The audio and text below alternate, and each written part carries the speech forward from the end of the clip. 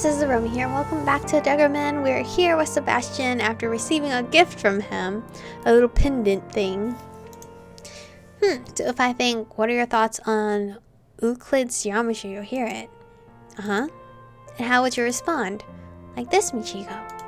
Holy crap! Okay, let's not do that too often, alright? Don't worry, I know how scary it can be. That's why I only use it in extreme circumstances. I can contact you without a linker, but it requires me to expend more energy. So this is a linker. So this is why he's always tired. I flip the triangular pendant over in my hand. Interesting. Dozens of questions began to flood in my mind, and after enduring their pressure for a brief moment, I opened my mouth. How does it work? How far does it reach? Can I communicate with anyone else like this?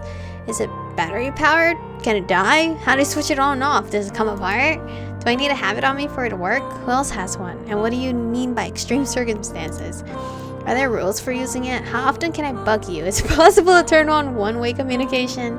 How do you change the volume? Can I set it to do not disturb?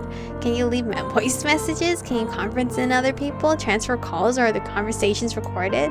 Can you transmit? Whoa, girl, you're asking so many fucking questions. Can you transmit images as well as sound? Basti patiently listens to my litany of questions, then smiles awkwardly. You'll figure it out as you go. What was I expecting? That they would hand me all the answers on a silver platter? It's obvious the quantities don't work that way. Oh well, I'll just have to figure it out myself. Thinking that we're finished, I turn around and begin to leave, but then he says, there's more. If the situation is dire enough and you need my help, I may ask to use your body, and you would need to agree. That sounds pretty awkward.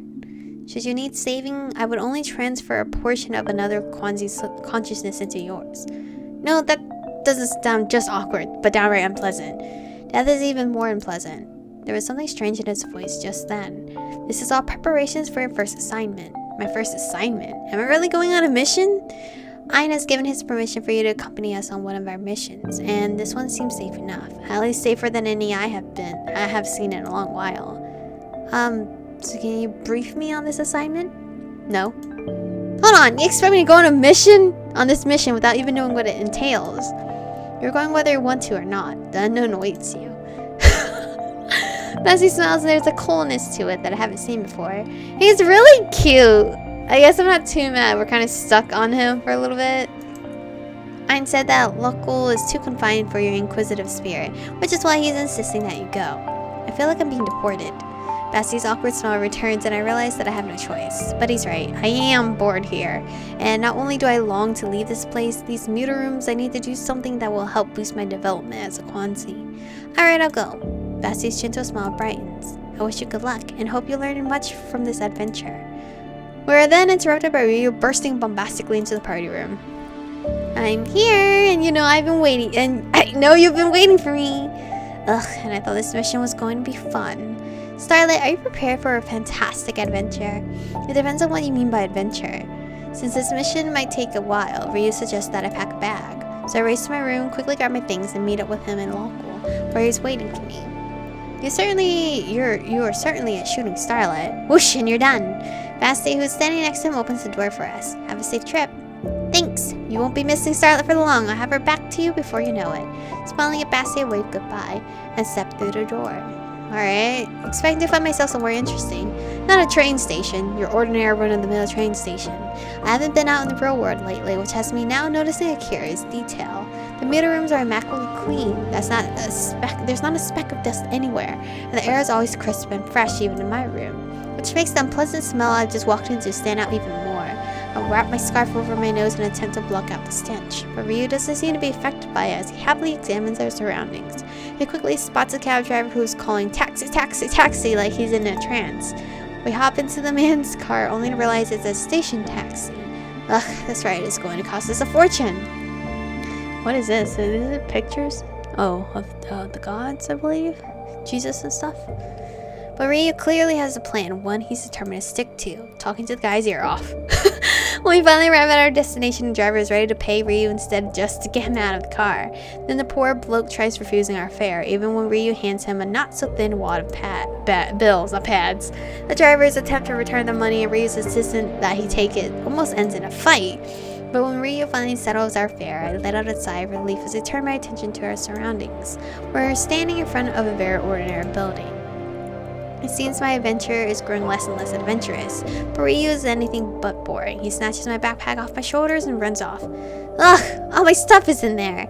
I guess I have no choice but to run after him. Hey, what are you doing? Give that back. But Ryu doesn't even slow down. He just sticks his tongue out at me as he glances over his shoulders. It isn't until we've run a few laps around the house that he stops. Well, did you notice? Out of breath and not understanding what the heck just happened, I stare at Ryu, feeling completely bewildered. Notice what exactly? All I've been thinking about is getting my bag back. Well, it's heavy and you'd have a hard time running with it. I don't understand this guy half the time. Have you figured out what's wrong with this building? There's something wrong with it? Absolutely, and we were just examining it. Maybe you were, but I wasn't. Then let's take another look. Our leisurely stroll must be too boring for him, since he quickly begins skipping along. We retrace our steps, and indeed they run right around the house, but this time I make sure to carefully study every little detail. Unsuccessfully, I might add. Well, did you see it? I don't even know what I'm looking for. Starlight, how are you so blind? Look, the floors are off. On that side, there are 4. On the other, 5. What? Not knowing where or what to look at, Ryu leads me by the hand as he points out the exact locations. Really? How is that even possible? It's magic. My examination of the building is cut short when Ryu pulls me to the front entrance. Let's go. After unsuccessfully trying the door, he begins calling different intercoms till someone finally answers. Unsurprisingly, the guy quickly succumbs to Ryu's charm and buzzes us in. We climb the stairs to what is supposed to be the 3rd floor. I can't say for sure, though, since I'm not sure of anything anymore. When we reach an enclosed foyer, I look at Ryu expectantly. What is he going to do now? Start ringing random apartments? Ryu carefully examines the lock, makes a graceful movement with his hand, and then a key falls right out of thin air into his palm. He's so careless with his abilities. What if there are cameras watching us? Still, all of this is very inconsistent with the fact that I have found absolutely no information about Quanzies on the internet. It's curious. So are you allowed to practice magic outside of school? What if there are security cameras or something? Quanzi's secrets protect themselves. We enter the foyer and Ryu waves his hands around in the air. Do you notice anything now? No? Watch this. Ryu motions like he's opening a door in the center of the room, and under my bewildered gaze, he walks straight towards the wall. And disappears. It's like Harry Potter. Ryu? Where are you? I'm here. All I see is a wall, a very solid wall. Come to my voice. But trust me. I walk over to where Ryu has disappeared. More clever Quanzi tricks, eh? I'm here. Ryu's hand pops out of the wall right in front of my face and beckons me to follow. But when I gently place my hand against the wall, all I feel is rough plaster. I can't. Don't resist. Just take my hand, close your eyes, and come with me.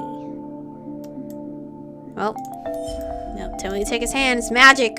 Anything's magical around here. If anything, if I just walk into a wall. I mean, that's nothing terrible. Sighing, I timidly take Ryu's hand as I openly close my eyes. I'm a little scared, but he did say everything would be alright, didn't he? Looking at the wall as I move towards it is too difficult, so I close my eyes. Ryu pulls on my arm and I take an awkward step forward. That's it. You can open your eyes now.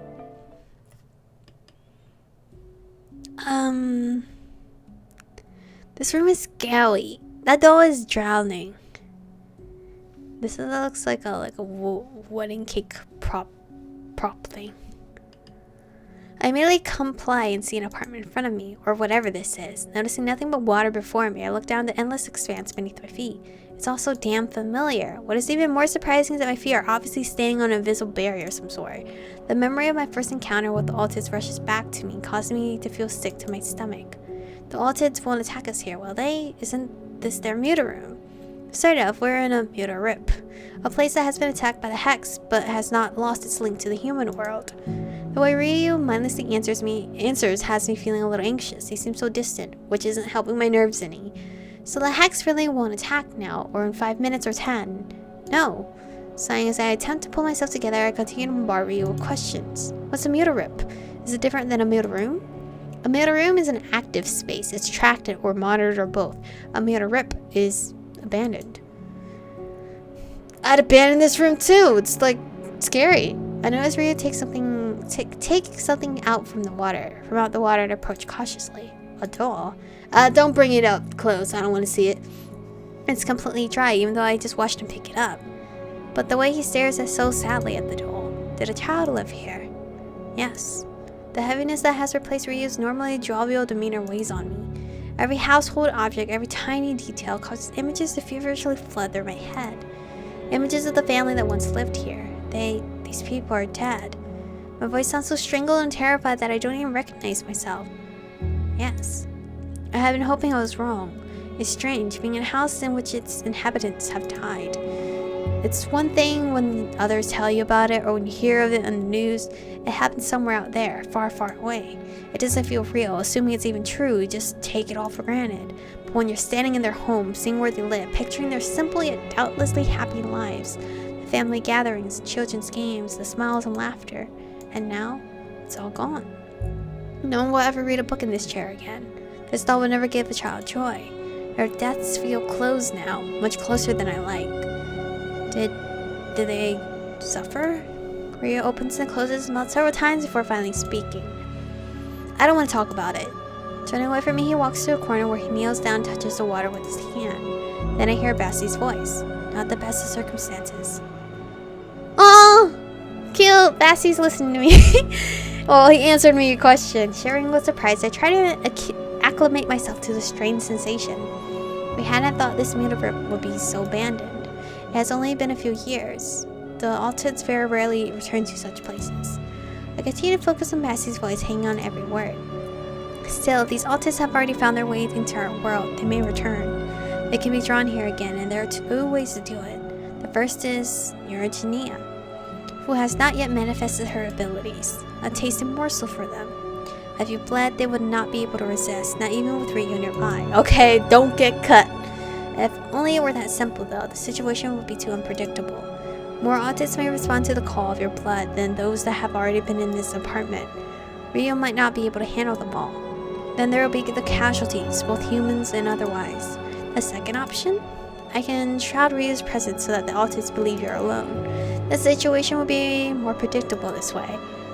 Yet I suspect it's not nearly that simple. You are correct. So what's the catch? His voice pauses for a moment as it lingers in my head. It will require some of my energy.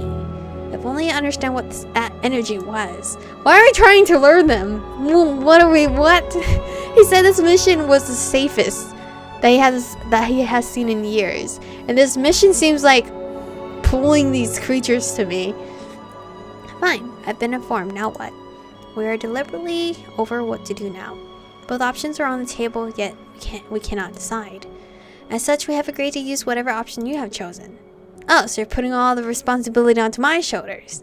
Bassie doesn't say anything, and I'm now left alone with my terror-stricken thoughts. It seems I only have two evils to choose from, yet I have no idea which is the lesser. Risking people's lives is clearly worse, so using my blood to draw the Altids here is out of the question. There has to be another way. So I don't like the other option at all. There has to be other ways to solve this problem. I just need more than 5 seconds to think about it. Bassie, can't we regroup, call the other Quansies? I don't want to risk you, me, or anyone else. That is not an option. We Quansies work alone. Why? Because. Very comprehensive, thank you. You're welcome. Think, Michiko, think. It said there are no Altids here, and that they haven't returned in several years. If that's the case, why risk calling them here now?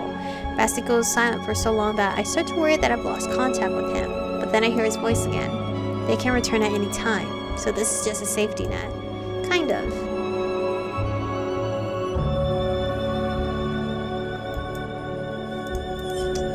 As Bassie Harry's presence insists going